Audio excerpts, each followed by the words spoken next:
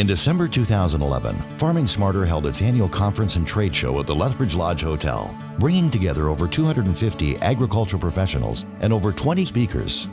The conference served to educate members of the farming community on growing trends, opportunities, and issues facing today's agricultural industry. We now take you to the Farming Smarter Conference to view the presentation of our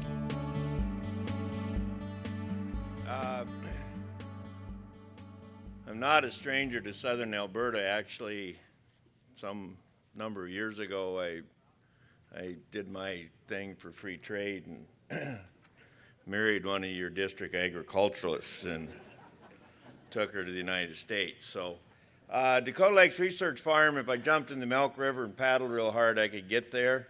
I'd have to go through a few dams, but we're along the Missouri River, and I think if I blindfolded you and took you to our farm and took the blindfold off, you'd have trouble telling whether you were in southern Alberta or in South Dakota and the other place in the world. There's places in Ukraine, and there's also places in the Pampas of Argentina that are these mixed grass rolling prairies. And so it's very similar. We're very much at home, and for the people, and quite a few of the people have been here. Our research station is unique. It's owned by farmers. It's not a university thing. It's run, I work for the university, so I'm a real college professor type, but it's owned by farmers. I'm the gift of the university, supposedly, to this group of farmers, and then we manage that research farm and try to develop new things, and actually a good share of the funding for the research that we do comes from the profit on the farming side. And so I'm going to talk a lot today about the farming side. This, again, is another look at our rolling prairies. We only have trees in major drainage ways. So we're very similar to here. We're a little hotter in the summertime, and we get just a bit more rainfall at times to kind of balance that extra heat. So we probably do a better job with corn and not as good a job, at least in the initial stages, with wheat. One of the ways you kind of tell where you're at is you look at native vegetation. There's one of our native weeds. Prickly pear cactus. So they don't eat a lot, so we don't worry about them. It's owned by farmers. We've been low disturbance no-till since 1984. I haven't done tillage since 1984. No-till is a tool. Everybody keeps getting hung up on no-till, low disturbance no-till, and how we're going to no-till, and we spend all these times looking at the details. It's a tool to let us manage an ecosystem. Once you do tillage, you no longer are in charge of the ecosystem. Everything just goes to hell out there. But if you do no-till, you can try to manage the ecosystem in terms of the water and stuff better. The area that we kind of impact the most, at least initially, was this area between the James River and the Missouri River in South Dakota. I kind of got it outlined there, and it's about 300 kilometers north to south and 200 kilometers east to west. On the eastern side of that thing, it was dryland spring wheat and barley in the 1989 up to 90 when we went to Dakota Lakes. On the west side, it was pretty much wheat and summer fallow, either spring or winter. In the north, it was spring wheat. In the south, it was winter wheat.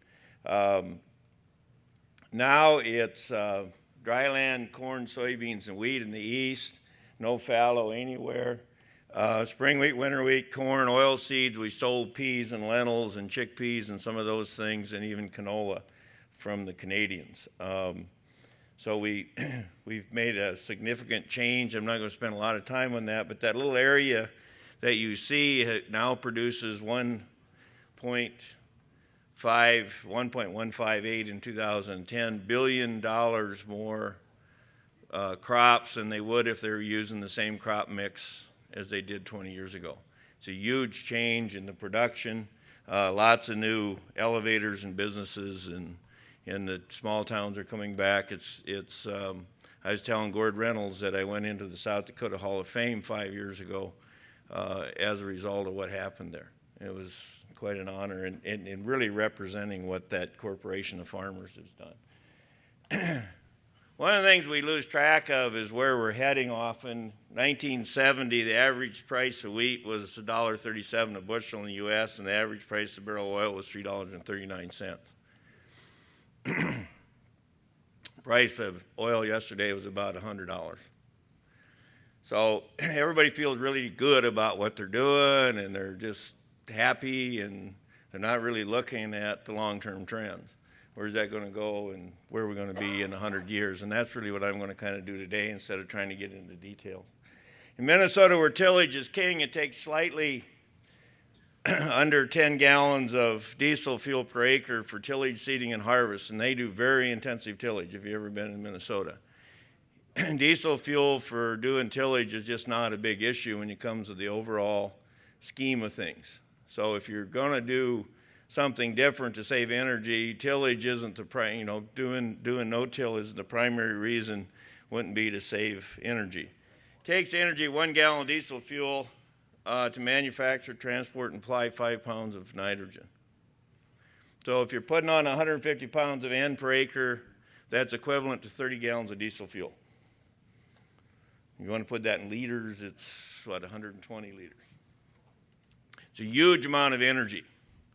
And so when we talk about doing all these things we're doing with agriculture and how wonderful we are in agriculture, we're all just pouring lots of nitrogen into the system. If we look at the energy mix in the United States, the producers control about 21% in the production side, transportation is about 14%, and processing 16%, and then after that it's up to the homeowner and whatever, but it's about half of it's our responsibility, and that half, fertilizer production's 29%. That's not even application. Pesticide protection, 6%. Irrigation, 7%, where we do a lot of irrigation. Liquid petroleum, 5%, and whatever. You can see the big input, again, is the fertilizer thing.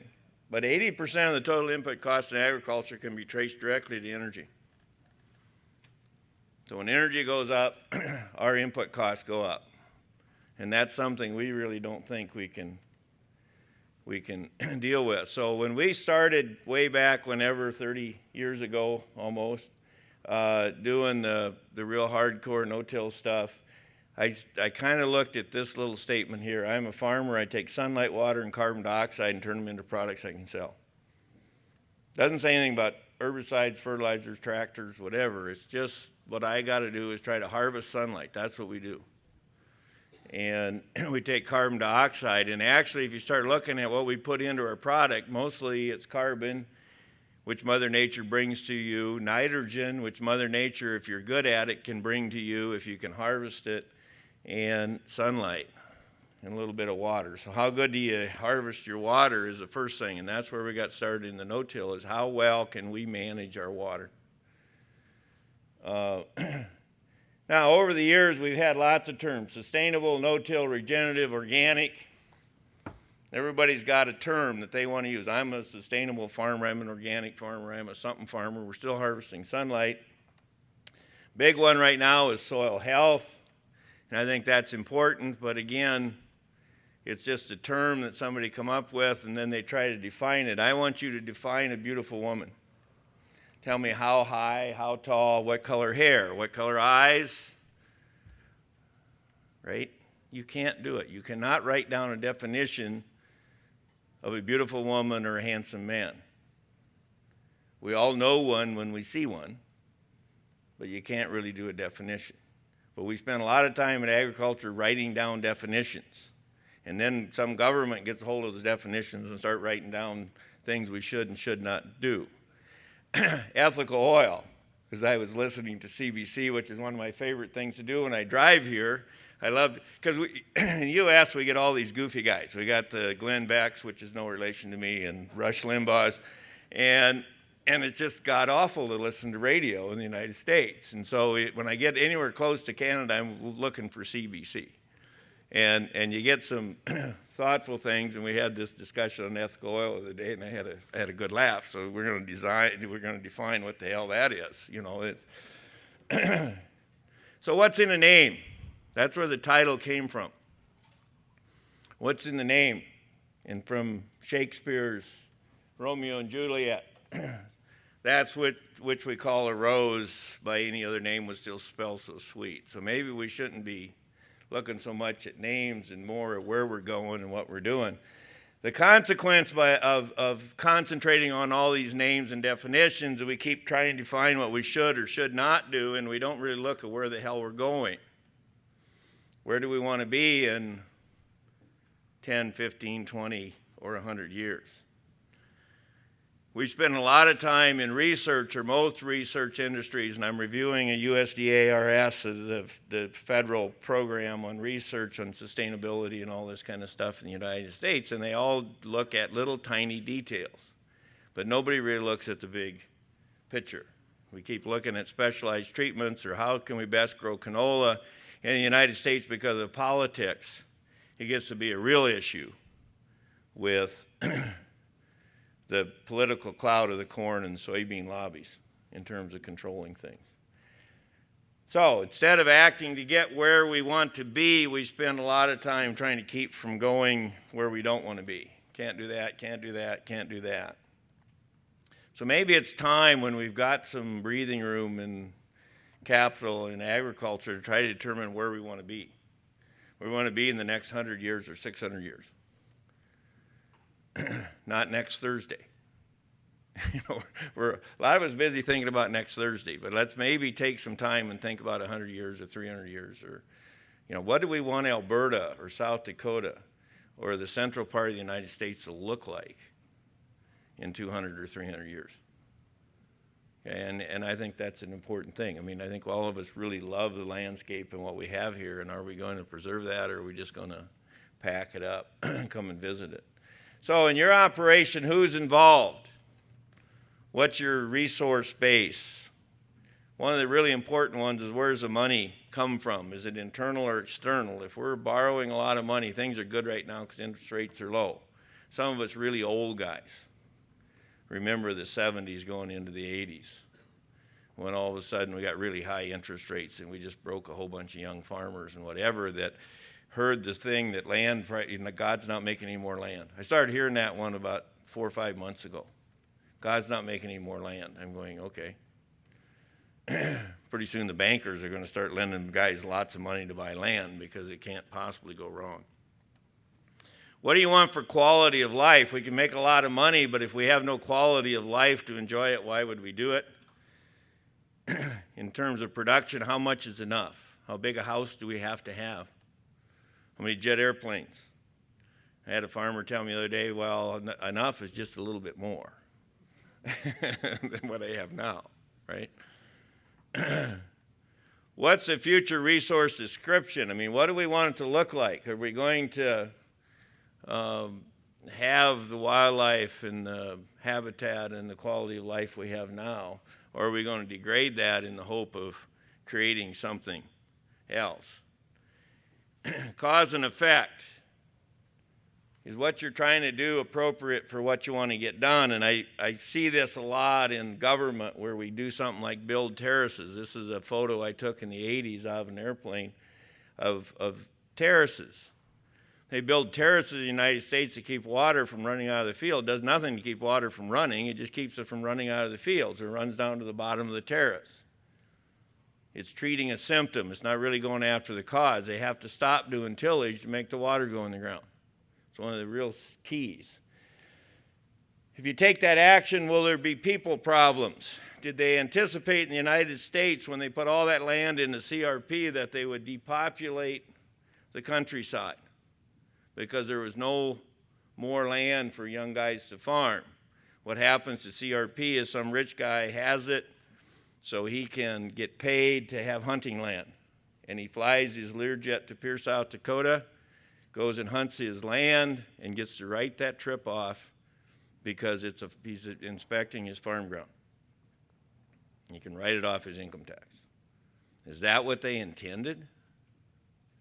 Maybe. Okay.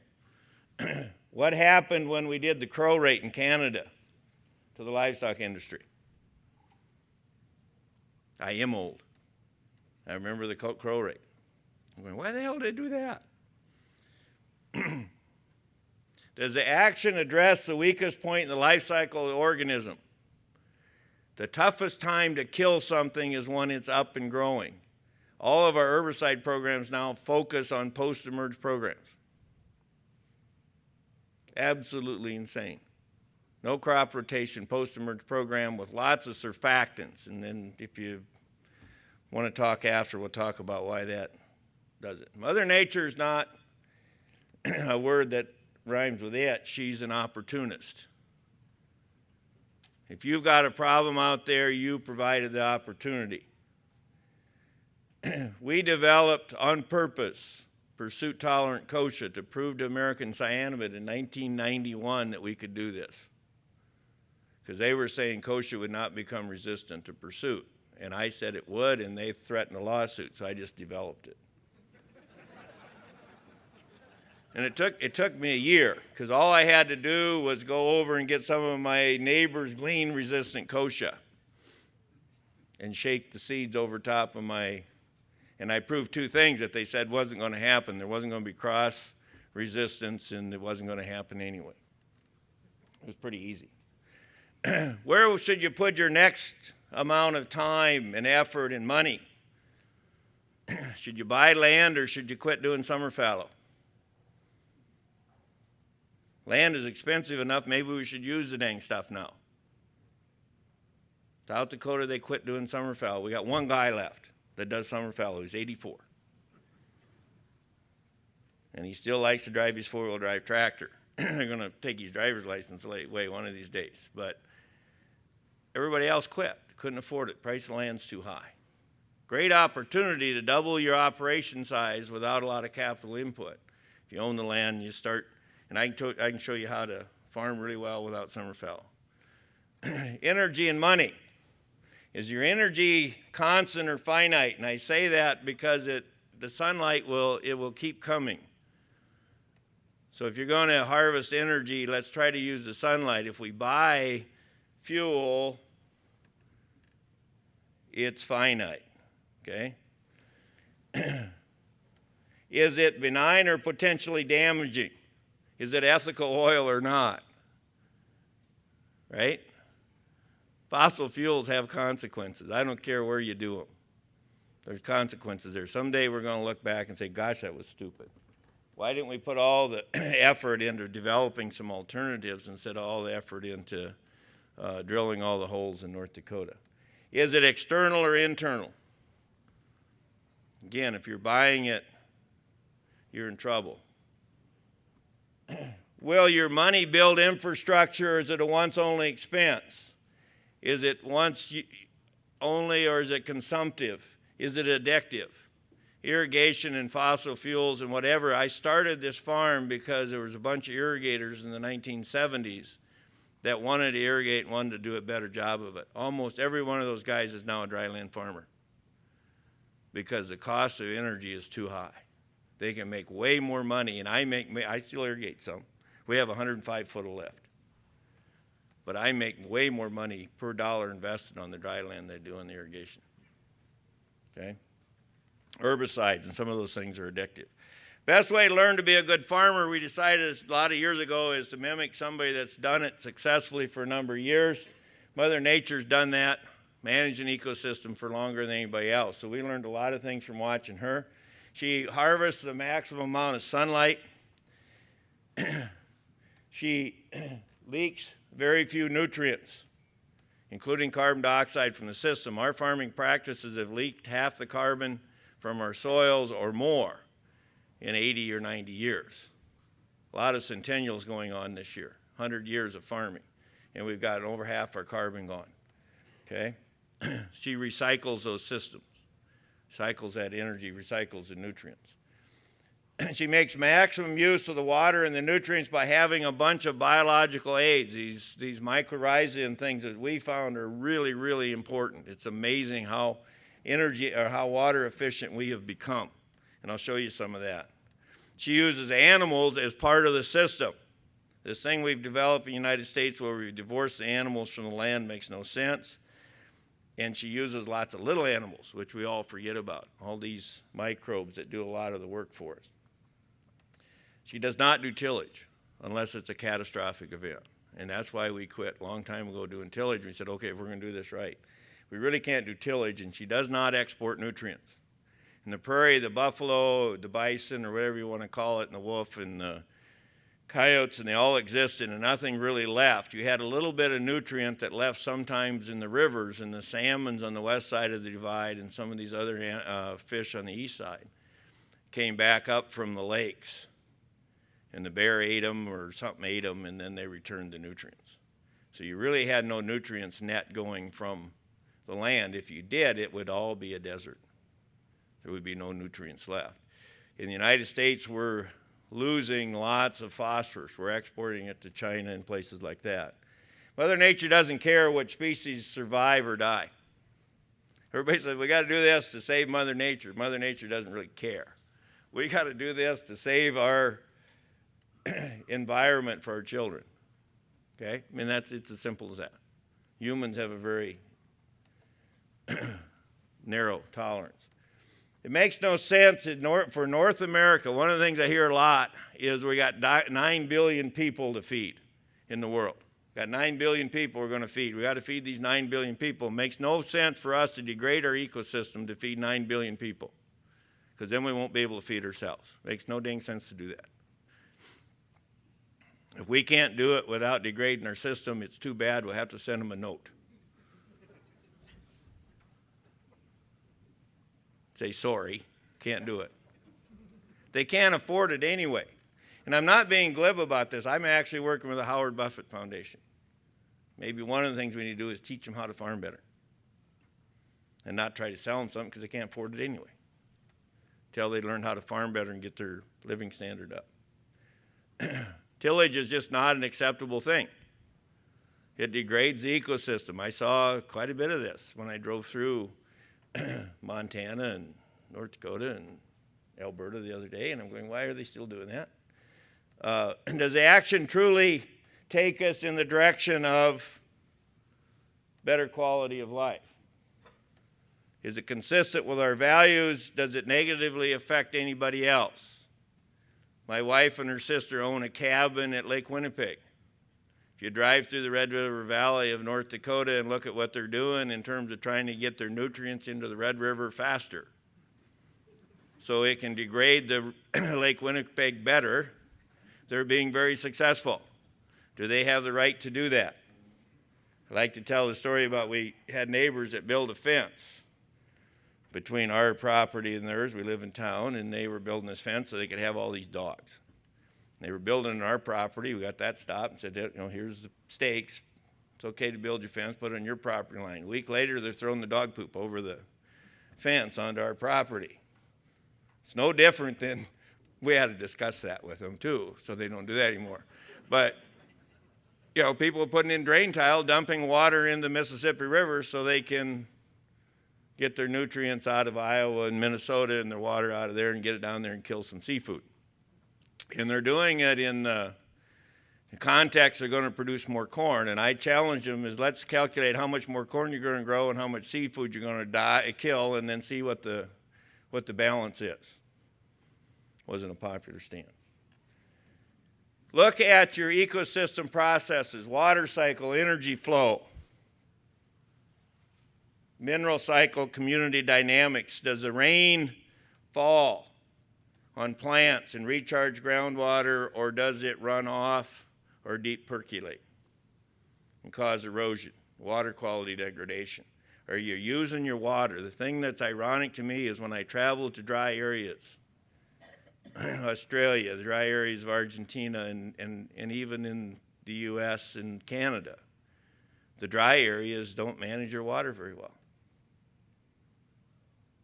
You know, I don't care if you get 10 inches of water a year. If you grow one crop on 20 inches, then with summer fallow, soil only holds about 6 to 8. You're not being very efficient with your water use. And that's the way we got started, trying to make water go in the ground under irrigation. That's why I met Ruth.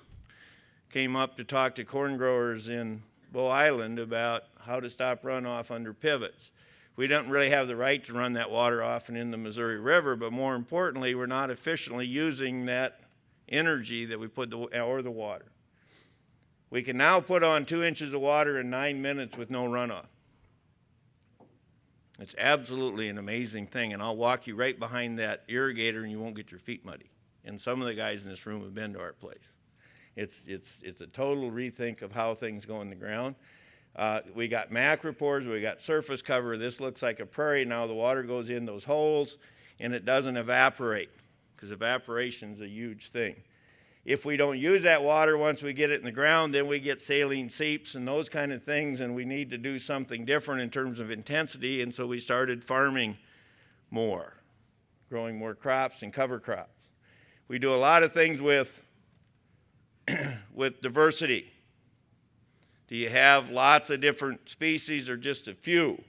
Because if you have just a few, Mother Nature will find a bug or an insect or a weed or a disease that'll kick your butt. We haven't used an insecticide on our farm in 11 years, other than we border spray to kill the neighbor's grasshoppers from coming across the border.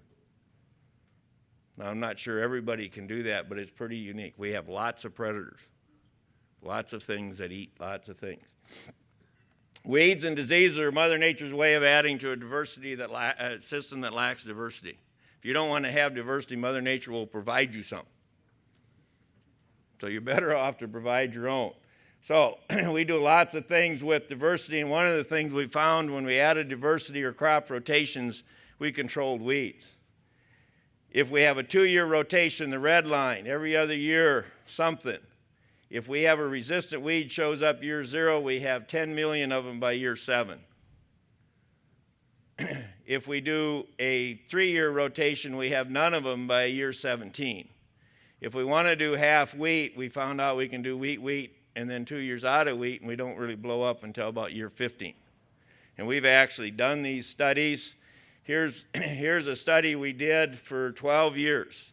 We had wheat chickpea, wheat corn chickpea, and then a kind of real pea, wheat, soybean type rotation. 4-way rotation. We did these for 12 years, and in the 13th year, we put on no herbicides, and a guy counted the weeds. And where we had been doing the 2-way rotation, we had 94 weeds per square meter. Where we had the 3-way, we had 40, and where we had the 4-way, we had 7. That's 98% weed control with no herbicides. If you do tillage, you're constantly stirring up the old weed seeds that Grandpa left there, so it doesn't work, which is really interesting. This compares tillage and no tillage. So 98% weed control, or 97 with no herbicides. Residue from last year's crop is our crop canopy that keeps the weeds from growing until we get this year's crop growing. Best weed control is a good crop canopy. There's a winter wheat field. We don't use herbicides on winter wheat now. We don't have to. I haven't used a wild oat herbicide since the 1980s, so I don't even know what they cost. Don't use cheatgrass herbicides. Tillage was so good at eliminating weeds, they should all be gone now. Energy flow. How much sunlight strikes green leaves? How much falls on dead material and bare ground? You're not harvesting that energy, okay? Are the nutrients available for plant use, or are they leaving and going to China or Vietnam? When we export grain, we export phosphorus and potassium. We all get excited about not having the foreigners own our mines in Canada, but we'll sell them the phosphorus and stuff really cheap. I had a trade delegation from Taiwan this year, and I talked about how we were growing our crop and using the competition and the cover crops and doing all this thing, and the guy said, well, gee, because we don't use very much nitrogen fertilizer. I said, gee, you don't really need to use fertilizer. And I said, well, yes, we do if I'm going to sell you wheat, unless you're willing to pack up the human waste from Taipei and put it in a container and ship it back to me. I'm exporting nutrients when I export grain. If we do this for 600 years, how much phosphorus is going to be left in Canada? So diversity, there's a typical cover crop look of ours. We'll grow crops after the wheat harvest into the fall. You wouldn't think we could do that. I didn't think we could do that. I just was totally surprised that we could do that and actually help our crop the next year, because it cycles the diseases out and it produces nutrients for us. We do grow quite a few forage crops in that system too, and then these will be swath grazed or bale grazed. It's always very beneficial to have one really short guy work for you. You can take pictures of him, little tiny guy. But this would be under irrigation. We can't do this one under dry land very well because we don't have moisture. But this would be, we grow wheat and then a double crop of forages under irrigation. We use these cover crops, and this is a cover crop you're not going to raise here because you raise canola, but this is dwarf Essex rapeseed, but that primes soil biology. And one of the things that happens in terms of soil biology, it helps us do a better job of getting phosphorus from the soil. You can buy Jumpstart. There's a booth out here. And it gives you penicillium fungi that help you get phosphorus from the soil. Or I can grow my own. And for all the old guys like Gord Reynolds are going, oh, I remember growing my own, right? Here's a study where we, long-term no-till, where we did with and without the Jumpstart things and with and without phosphorus. And if you look at all the details, you really don't need it if you have an active biology. Let Mother Nature do some of this stuff for you. Most nitrogen in feed hauled to the feedlot does not make it back to the field. Most nitrogen in the feed consumed in the field remains there. And so one of our goals is to try to keep the livestock in the field. And I know everybody likes feedlots, but they're incredibly energy intensive. And you know that. He's trying to grow his own. So these bale grazing, grain and graze, which is an Australian system, self-propelled grazing cell. And I'm going to talk about it today, but we're in the process of building a large moving pen that has shelter. It has water. It's not dissimilar from, looks a lot like an irrigator in a way, other than it goes straight, but it's self-propelled. You can call it up on the internet. You can check your cows. You can move it. You can have the computer watching your cows. We need to automate the livestock industry other than putting them in buildings and automating them in buildings. Cows belong in the field. My Argentine friends come here and see all the balers and silage cutters, and they say, oh, in Dakota, the cows have no legs.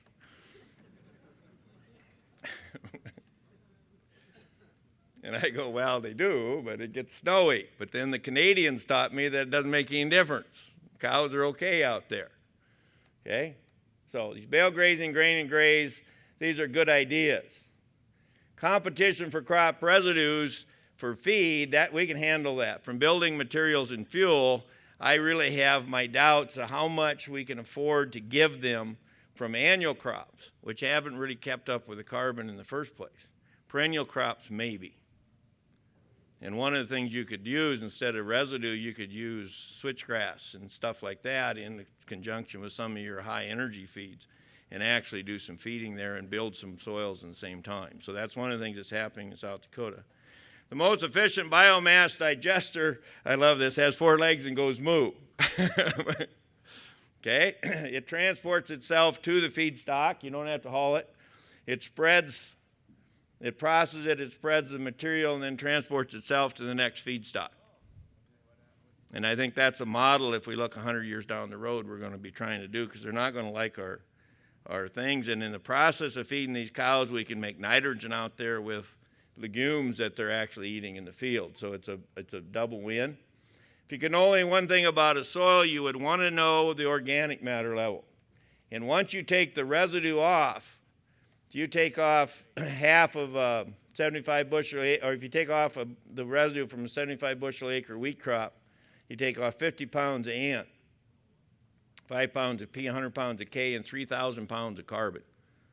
And we've been taught in the old day, well, we don't worry about the carbon. That's okay. We just take it to the house, and it's no big deal. And everybody bales all their bales. It doesn't make any sense to do that. That those animals in the field, those little tiny Paquito vaca in Argentina, the small cows in the field need that energy, okay?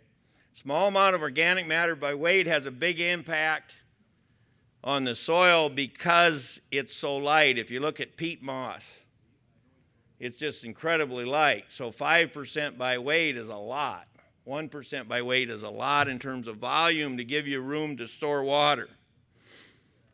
within all textural groups, in other words, all soil types, as organic matter increased from 1 to 3%, the available water capacity doubled. So Grandpa, when he came here and had higher organic matter, he could farm better. And the more years we fallow it, the worse it gets. When organic matter content increased to 4%, then half of the water is being held in association with organic matter. It's a huge impact. I didn't think it was as big as what it was. In 2002, we had an incredibly dry year, 7.9 inches of rain from the 1st of July of 2001 to the 1st of July of 2002. The thing that we built, we grew the 2002 winter wheat crop on after peas. These are 2 rotations. 56 bushel behind one rotation, 28 behind the other. And I went, that can't be. Now, the difference in those 2 rotations, the first one has lots more carbon being left in the field. The other one is these low residue crops like peas and soybeans. There's not much carbon out there when you leave them behind. And I thought, I must be wrong. 2006, the same thing happened. We had 6.4 inches of rain in 12 months, or total precipitation, including snow. 60 versus 29. 2006, I was smart enough to take pictures. There's the low residue rotation wheat. Turn around, there's the high residue rotation wheat. Okay? Low residue, high residue. Huge difference. Aerial photography. High residue in the lower right, low residue in the upper left. Come on, wake up, computer. 2005, when we had 23 inches of rain in a year, 92 bushel wheat in the good one, 57 bushel wheat in the bad one. Organic matter really makes a difference. But this was after over 12 years. Well, we started no-tilling this in 1990, this particular field. Takes a while to build the organic matter back, but it makes a difference. The prairie plants, these are my daughters, by the way. They're a little older than that now. But at the Museum of Man and Nature in Winnipeg, they have a root system from a prairie grass plant. Look at that root system and compare that in your mind to what you have under the crops you grow. That's what your grandfather started with. We need to start putting more of that back in there, and it may actually take growing some perennial sequences and using that residue for either energy or for feed or for grazing, but to get that big organic matter pool reestablished. Soil organic matter associated with the residue needs to be maintained. We can't compare to go out and say, well, I'm doing this and I'm building organic matter compared to what Grandpa had after 80 years of summer fallow. How does your organic matter compare to what it is in the native prairies? Communal grazing systems. You've got them here in terms of the community pastures. I drove through some of them the other day, and you've kind of degraded those pastures because they haven't had diversity in terms of how they were grazed and intensive grazing or whatever. But in other areas of the world, they got bigger changes. Here is no-tilling in Afghanistan. What's missing? The residue. Where the hell did residue go? You can't make it work without the surface residue to stop the evaporation of the water, and you don't have any structure there to make the water go in the ground. Well, Abdul took it. And Abdul took it. He not only took the surface residue, if you look real closely, he pulled his durum wheat out by the roots. And we laugh at that. We go, wow, what a dumb guy. And what they did is they took the Hindu Kush, which was this great forest, and turned it into this. That's what it looks like now, because they kept taking the residue.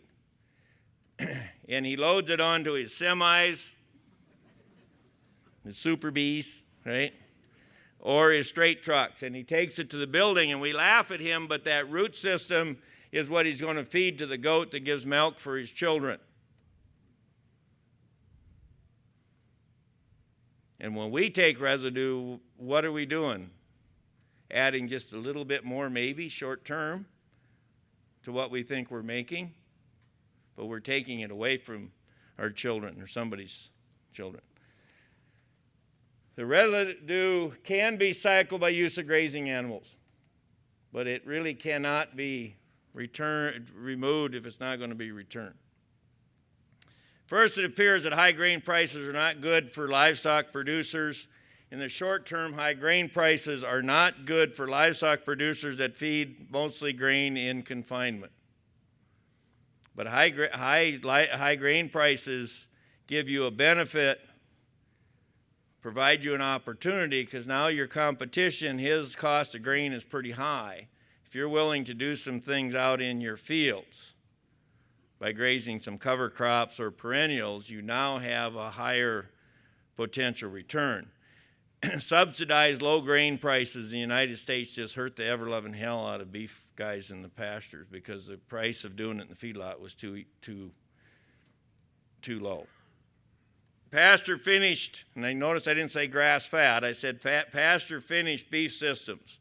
You can feed them grain pellets and whatever in the pasture out in the field. Provide an opportunity for some producers. We could brand that. The traditional feedlot system will probably not be predominant in 20 years because of the energy cost. In doing these cover crops, we have in our system, we have the opportunity. This is on dry land.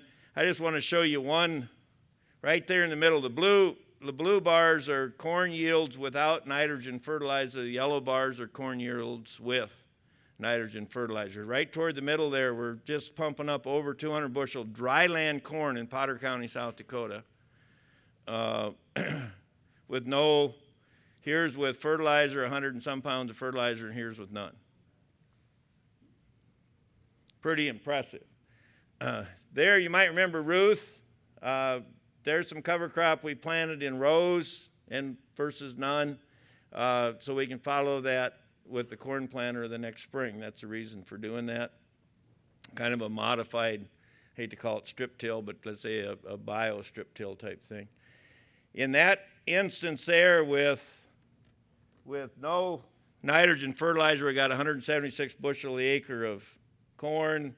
With 35 pounds of nitrogen or 36 pounds of nitrogen, we got 236 bushel corn.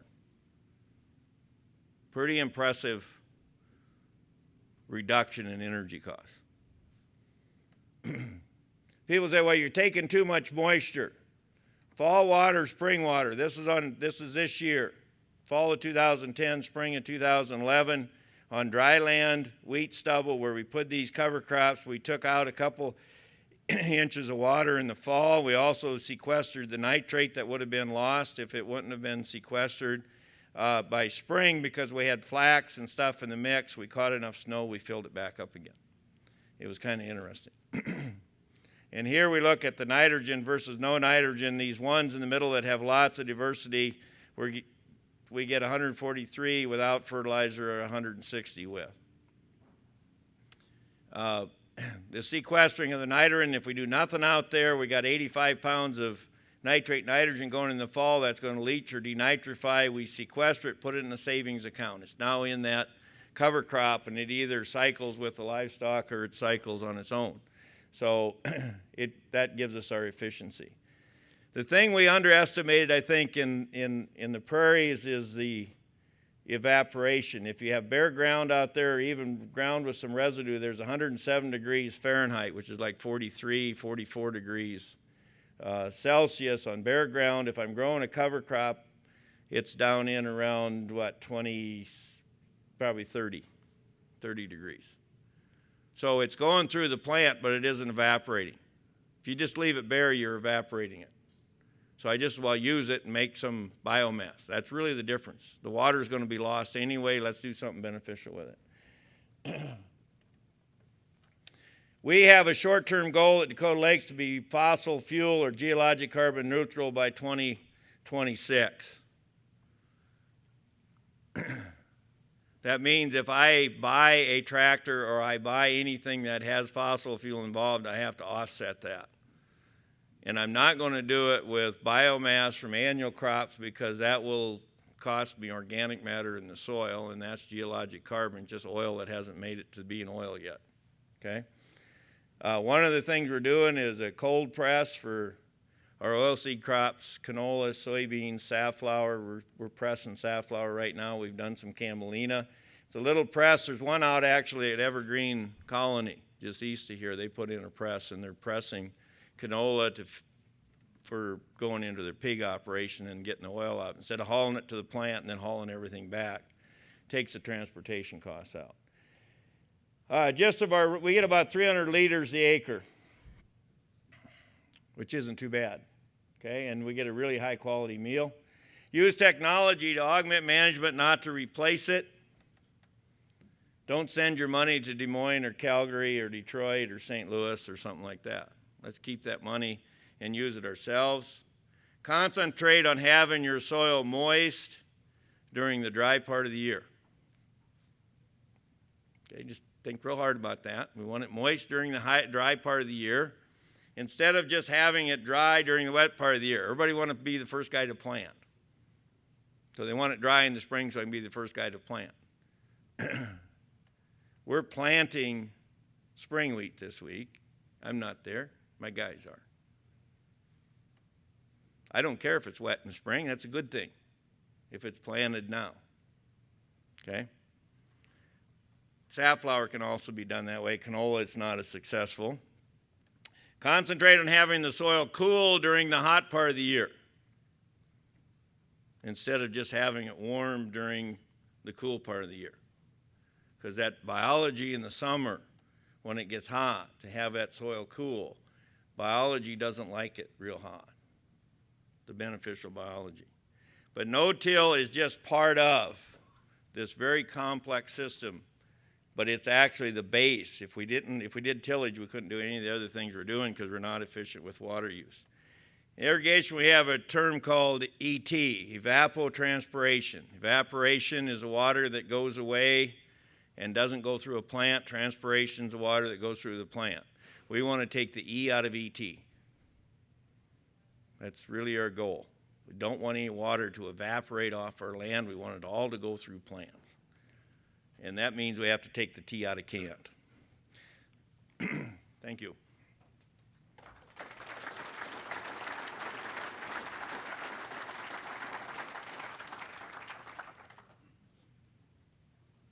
So if there's any questions, feel free to stand up and we'll try to address them. Definitely Dwayne covers a wide range of information. Question over there. What about vertical tillage? I like that one. What a goofy term.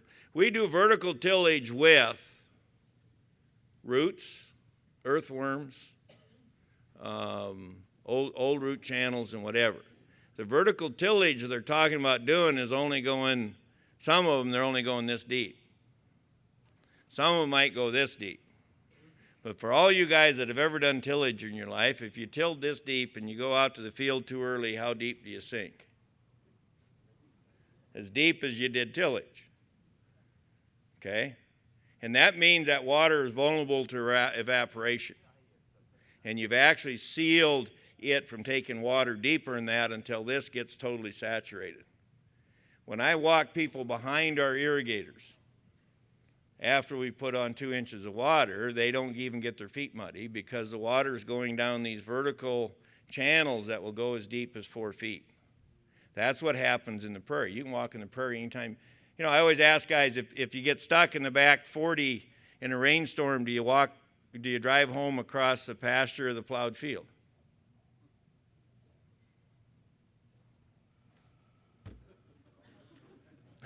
Duh. Right? And then we go out and do tillage, and for some reason we think that's going to make the water go in the ground. I mean, that's one of the biggest things that we had to get through in the beginning, and I've been working with a guy in California, the irrigators in the Central Valley of California are just, it's intense what they do. And I said, bring him to my farm. And all we did is ran the irrigator, walked them in behind the irrigator, and that ended the question. Then they said, okay, how do we do this? Our wheel tracks are about this deep after 20 years. Okay?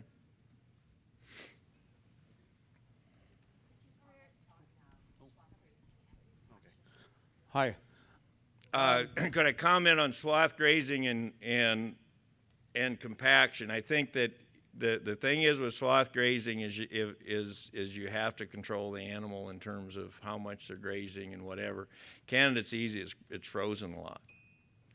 But there's a really good article, and if you email me at that dakotalakes.com, I will send you an article on the biology of soil compaction.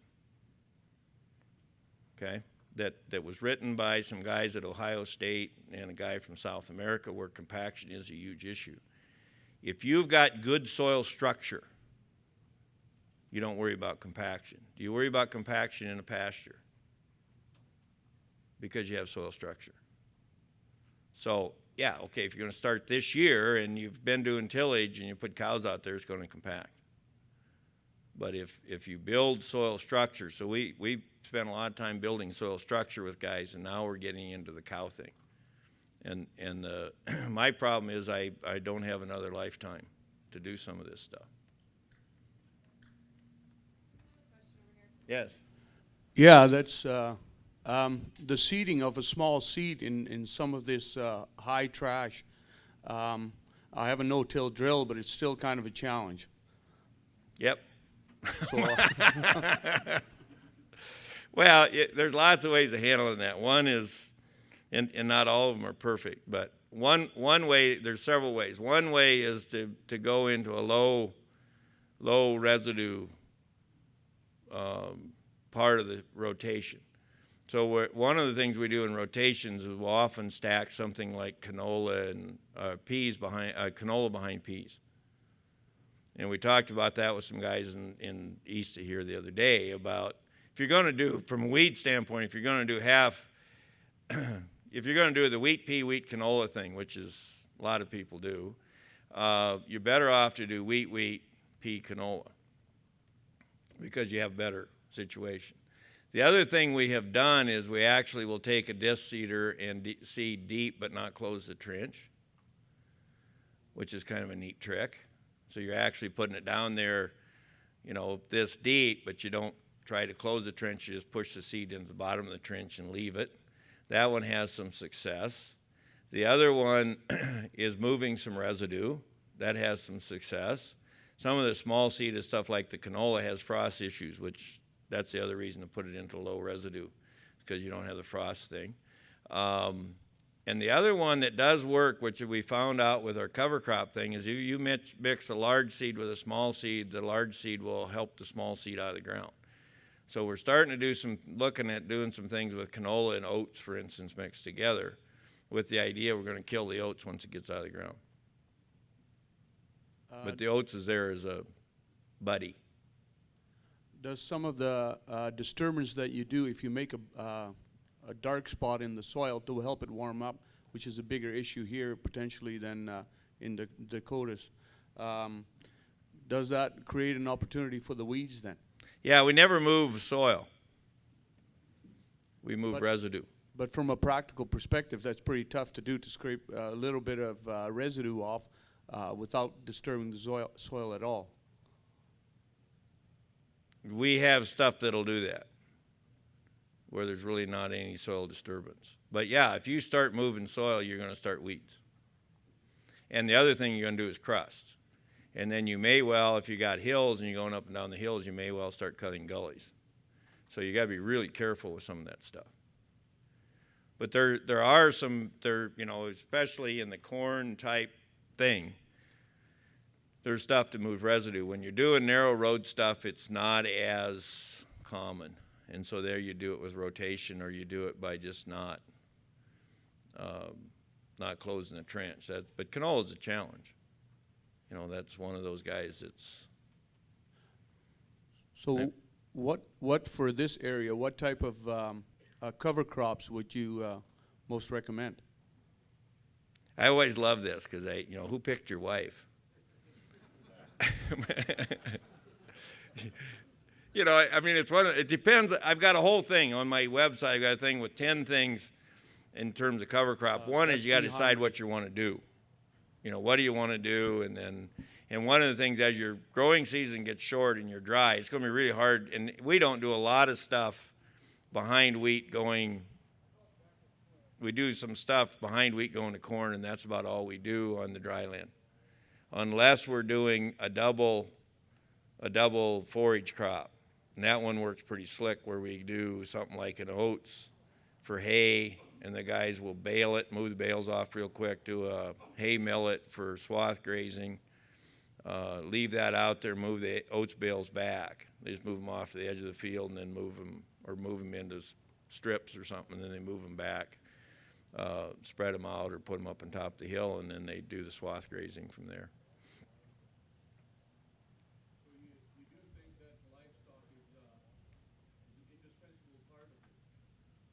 I think eventually we're going to have to do livestock as part of what we're doing and put them back out in the field, because that's the way that you cycle your nutrients without them going away. And I'm going to get real goofy now. You can stop me. Oh, we got a few minutes left. Okay. I think that there is a relationship between the microbes and the rumen of ungulates, cows and bison and those kind of animals. The rumen microbes and the microbes in the soil. I think there's an interchange that's gone on historically between those, you know, when the cow ruminates and splatters stuff around, and then through her, you know, the fresh microbes in the manure. I think there's some exchange there that we can't really replicate when we haul it back and forth. But I have no proof. Yes?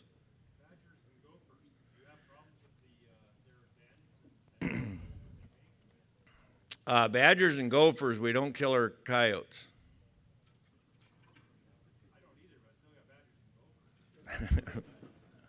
We don't kill our rattlesnakes.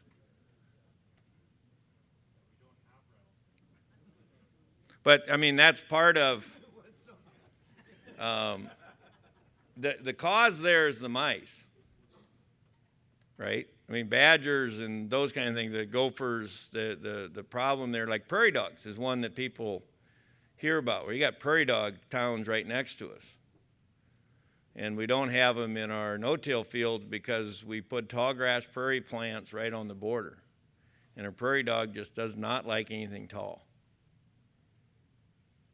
It's really interesting. They just stay right on the other side of the fence.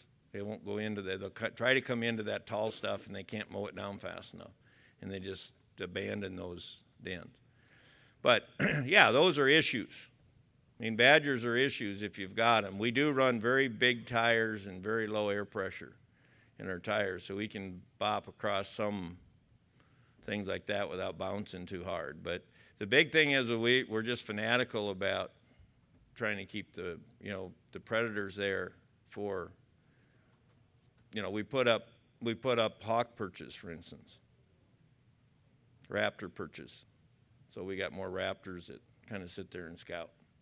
And there's just like little stuff that we've done, and we just say, okay, but we move the rattlesnakes. If they're in the road, we just go out and move them, which will really drive people crazy.